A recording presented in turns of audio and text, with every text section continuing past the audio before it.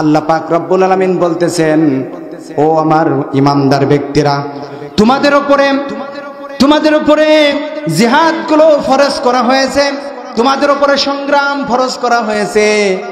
এই সংগ্রাম যদি তোমাদের ভালো না লাগে, তোমরা ভালো করে শুনে নাও। কোন জিনিস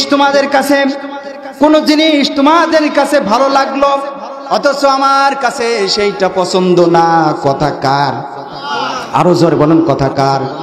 আল্লাহ রাব্বুল আলামিন বলছেন, কোন জিনিস তোমাদের ভালো লাগলো, সেই জিনিসটা আমার ভালো লাগলো না। আর কোন জিনিস তোমাদের অপছন্দ হলো, সেই জিনিসটা আমার ভালো লাগলো। জোরে বলুন সুবহানাল্লাহ।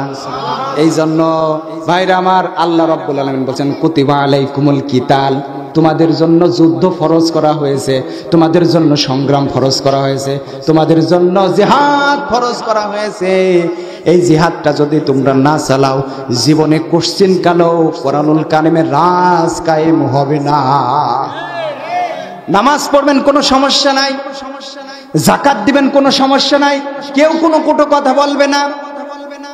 আবার আপনি রোজা রাখবেন, কোনো কটু কথা বলবে না। আপনি সুন্দরভাবে সমাজের ভিতরে চলাফেরা করবেন, কোনো সমস্যা নাই। কিন্তু যখনই আপনি কোরআনের হক কথাটা মানুষের সামনে তুলতে যাবেন, ওই মুহূর্তে তার ব্রেনটে আঘাত লাগবে। জোরে বলেন, কথা ঠিক কিনা? তখনই বাধা আসবে, তখনই বিপত্তি আসবে, তখনই আপনার উপরে স্টিম রুলার চাপিয়ে দেওয়া হবে। জোরে বলেন, কথা ঠিক কিনা? ভাইরা আমার, যে কথা নিয়ে আমি আলোচনা করতেছিলাম, সূরা কাফিরুনটা এমন একটা পর্যায়ে নাজিল হয়, এই সময়টাই অন্ধকারে ছিল, দিনটা অন্ধকারে ছিল, নিমজ্জিত ছিল।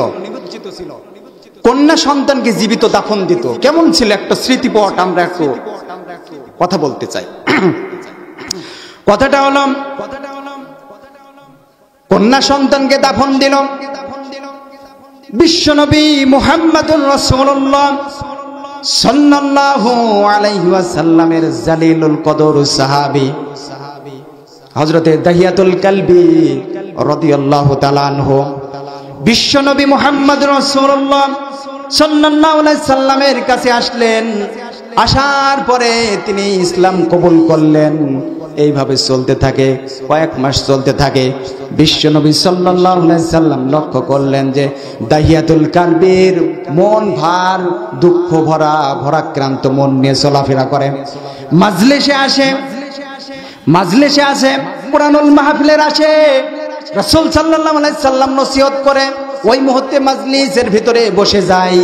কিন্তু দাহিয়াতুল কালবি রাদিয়াল্লাহু তাআলা আনহু তিনি সব সময় মন ভার করে বসে থাকেন। সাহাবায়ে কেরামরা বসে থাকে।